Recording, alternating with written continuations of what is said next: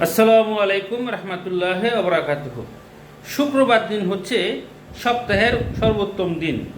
তো এই দিনে মুসলমানদের করণীয়, তারা ফজর নামাজ পড়বে, কোরআন তেলাওয়াত করবে, গোসল করবে, উত্তম রূপে শরীর পরিষ্কার করবে, নখ কাটবে, জুম্মার নামাজের আজান দিলে তারা যত দ্রুত সম্ভব মসজিদে অবস্থান করবে, খুতবা শুনবে, মসজিদে নামাজ পড়বে, দোয়া করবে, বাবা মার জন্য বেশি বেশি দোয়া করবে, সন্তানাদের জন্য বেশি বেশি দোয়া করবে, দেশবাসীর জন্য দোয়া করবে, বিশেষ করে যারা দুনিয়া থেকে বিদায় নিছে, যত ময় মুরব্বী আছে সবার জন্য প্রাণ খুলে দোয়া করতে হবে।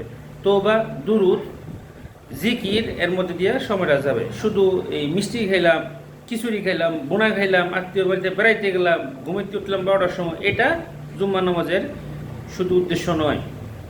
উদ্দেশ্য হচ্ছে বেশি বেশি দোয়া দুরুদ করা এবং পরকাল নিয়ে চিন্তা করা। আল্লাহ কবুল করুক।